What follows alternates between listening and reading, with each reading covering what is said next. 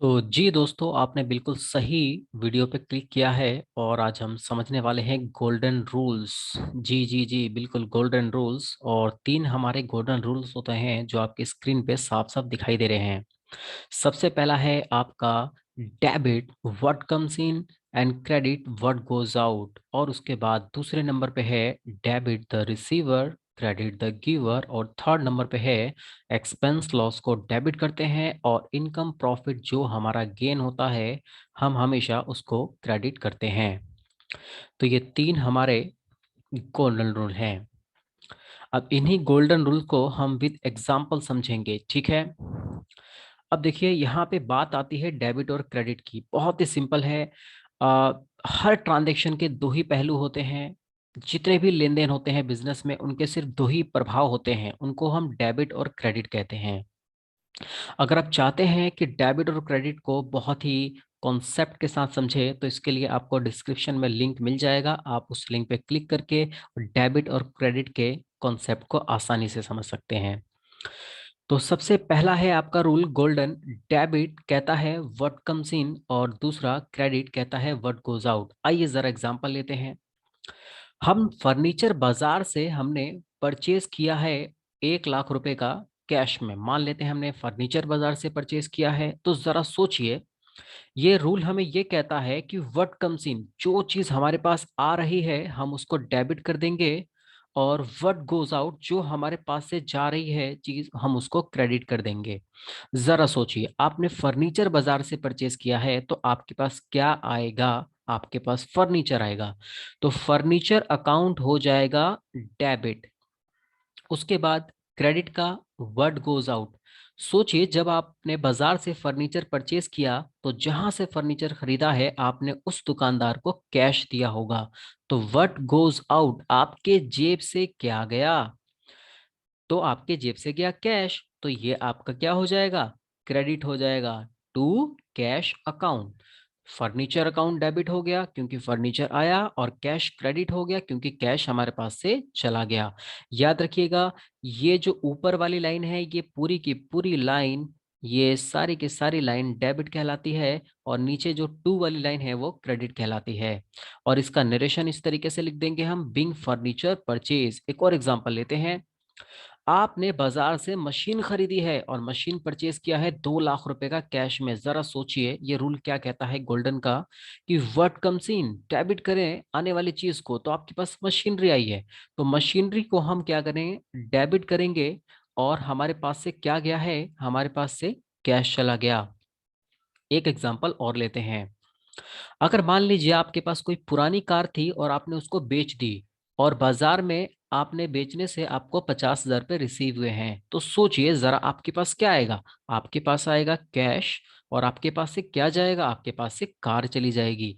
तो कैश आया, cash account debit हुआ है, और जो चीज चली गई है हमने उसको क्रेडिट किया। तो बड़ा ही सिंपल था हमारा गोल्डन रूल सबसे पहला, और हमने आपको इसको एग्जाम्पल के साथ समझाया। अब हम चलते हैं सेकेंड आपके गोल्डन रूल पे, जो कि है डेबिट द रिसीवर और क्रेडिट द गिवर। एग्जाम्पल लेते हैं।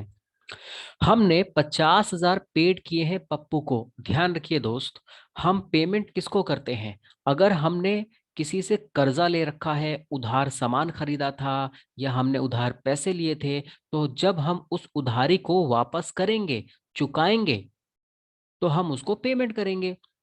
तो आपने 50,000 पे किए हैं पप्पू को।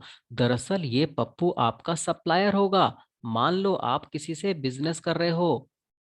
एग्जाम्पल ले लेते हैं कि आप मान लीजिए फर्नीचर का बिजनेस करते हैं।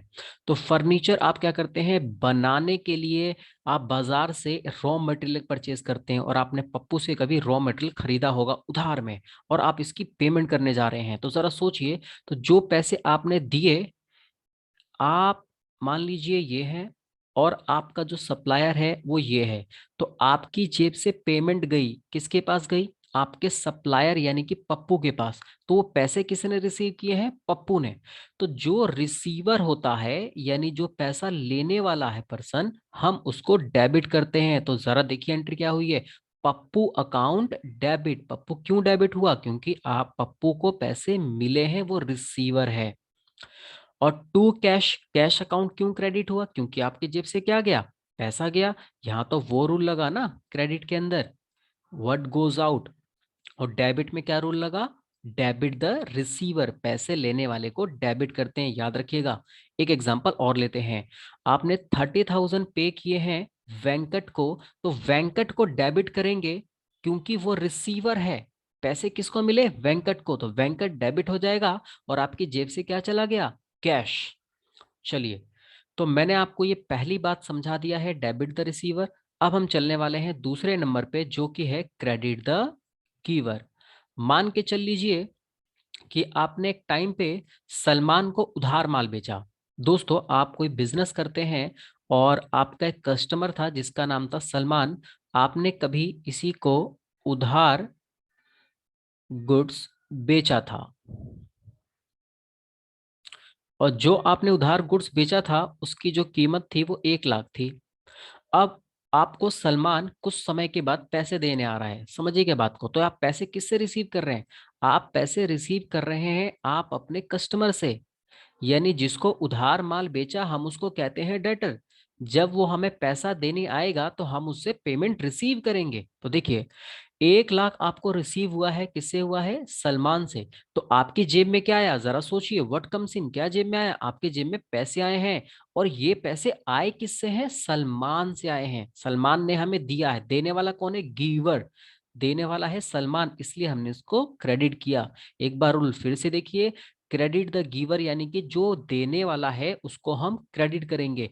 और हम ये सारी अकाउंटिंग कहाँ कर रहे हैं? अपनी बुक्स में कर रहे हैं, ठीक है कि नहीं? एक एग्जाम्पल और लेते हैं। 2 लाख रुपए हमें रिसीव हुए हैं, किससे? अक्षय से। अक्षय आपका दूसरा ग्राहक है जिसने आपसे 2 लाख का कभी सामान उधार लिया था। अब वो आपको पैसे देने आया है, तो आपकी जेब में क्या आएगा? कैश आएगा। और पैसे देने वाला है कौन? अक्षय। तो अक्षय गिवर है और इसलिए आपने उसको क्रेडिट किया। और ये सारी की सारी जो जर्नल एंट्री है आपने खुद के बुक्स में की है, ठीक है कि नहीं? चलिए जी, अब हम चलते हैं नेक्स्ट वन अपने कॉन्सेप्ट पे, जो है हमारा रूल थर्ड गोल्डन का। ओके, कहता है कि जो भी हमारे एक्सपेंसेस होते हैं या फिर लॉस होते हैं हम उनको डेबिट करते हैं। आइए एग्जांपल से समझते हैं।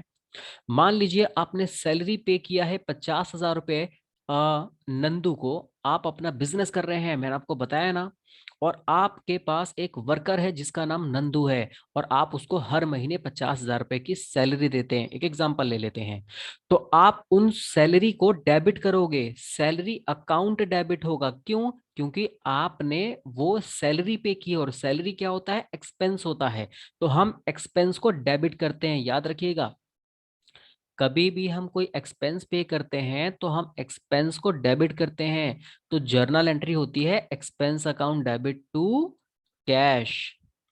यहां हमने नंदू का नाम नहीं लिखा। पेमेंट किसने रिसीव किया? नंदू ने, ये बात सही है। लेकिन आपने ये कोई कर्जा नहीं लिया था, आप अपनी सैलरी पे कर रहे हैं। ध्यान ये रखिए, नंदू का नाम नहीं आएगा, यहाँ नाम सैलरी आएगा, यानी जो आपका एक्सपेंस है। फिर से एक बार हम पीछे चलते हैं।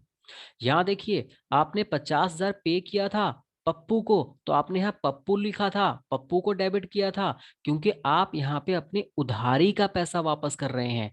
लेकिन यहाँ पे क्या है? ये कोई उधार पैसा नहीं था, ये आप सैलरी पे कर रहे हैं, याद रखिएगा। नेक्स्ट वन, वैसे ही वेजिस पे किया आप लोगों ने दोस्तों रमेश को, तो रमेश नेम डेबिट नहीं होगा, रमेश अकाउंट डेबिट नहीं होगा, ना ना ना ना। ये कोई उधारी नहीं है, ये आपका एक्सपेंस है, याद रखिएगा। तो हम यहाँ पे एंट्री लिखेंगे wages account debit to cash, expense को डेबिट किया जाता है। वेजिस यानी कि मजदूरी। तो पहली बात होती है क्लियर।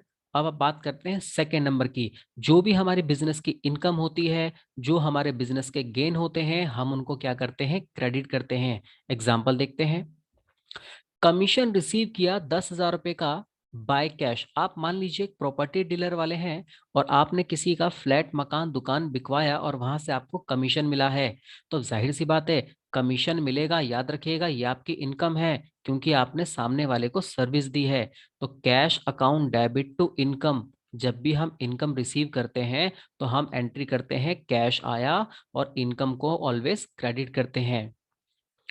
तो कैश अकाउंट यहाँ हमारा हो गया है दोस्तों डेबिट। और इनकम को हमने क्या किया है, क्रेडिट।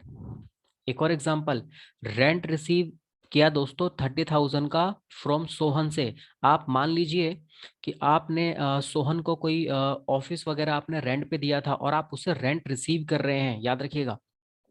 तो आपके पास कैश आया, और कैश आया, और हाँ, कैश किससे आया है, सोहन से। देखिए रेंट देने वाला कौन है, दिमाग लगाइए थोड़ा सा, सोचिए कि देने वाला कौन है, सोहन है। लेकिन हमने सोहन नहीं लिखा, हमने ये रेंट लिखा। क्यों? क्योंकि ये हमारी इनकम है। अगर आपने सोहन को उधार माल बेचा होता तो वो हमें पैसे देता आकर, तो हम उसको सोहन को क्रेडिट करते। आप यहाँ पे कंफ्यूज मत होइएगा, यहाँ पे देखिएगा एक बार फिर से। हमने यहाँ 1 लाख रिसीव किया था सलमान को। आपको याद है ना कि आपने सलमान को गुड्स बेचे थे उधार में, कभी एक समय आपने, कस्टमर था आपका सलमान, और सलमान आपको पैसे देने आ रहा है। तो जब हमें कस्टमर से पैसे मिलते हैं तो हम एंट्री हमेशा करते हैं कैश अकाउंट डेबिट, और ये कैश हमें किससे मिला है, हमारे कस्टमर यानी कि डेटर। तो पैसे देने वाला कौन है, गीवर, यानी कि गीवर। ऑलवेज याद रखिएगा कि गीवर जो होता है वो हमारा डेटर होता है। तो ये जो रूल है आपका, डेबिट द रिसीवर और क्रेडिट द गिवर। गिवर यानी कि डेटर, पैसा जो दे रहा है उसको डेटर कहते हैं। और रिसीवर यानी कि आप जिसको पेमेंट करते हो, आप अपने सप्लायर को पेमेंट करते हो तो उसके नाम को डेबिट करते हो। तो ये रूल नंबर थर्ड, और रूल नंबर सेकेंड और रूल नंबर थर्ड। आप इसमें बिल्कुल भी कंफ्यूज मत होइए। यहाँ ये एक्सपेंस पे कर रहे हैं इसलिए अपने एक्सपेंस को डेबिट किया, ये आपने कोई कर्जा नहीं लिया था। और यहाँ आपकी इनकम है, ये आपने, आप कभी मोहन को उधार माल बेचा नहीं था, दरअसल आप अपनी मोहन से इनकम रिसीव कर रहे हैं। तो कैश आया, मोहन पैसे देने वाला पर्सन है, लेकिन मोहन नाम नहीं आएगा। मैं अगेन बोल रहा हूं, वो रूल नंबर 2 लगेगा। जब आप किसी कस्टमर से पैसा लोगे तो ही उसके नेम को क्रेडिट करोगे। यहाँ आपने इनकम रिसीव किया है, इसलिए आप यहाँ पे इनकम क्रेडिट करेंगे। रेंट रिसीव हुआ है तो cash account debit to rent. इसी तरीके से कोई भी इनकम हो तो एंट्री होगी cash account debit to income, सीधी सी बात है।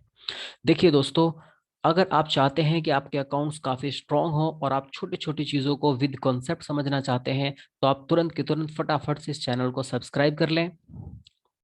आपको इसका पीडीएफ चाहिए होगा तो इसका पीडीएफ आपको डिस्क्रिप्शन के अंदर मिल जाएगा, टेलीग्राम का लिंक मिलेगा। आप उस लिंक पे क्लिक करेंगे तो आप ये पीडीएफ आराम से डाउनलोड कर सकते हैं।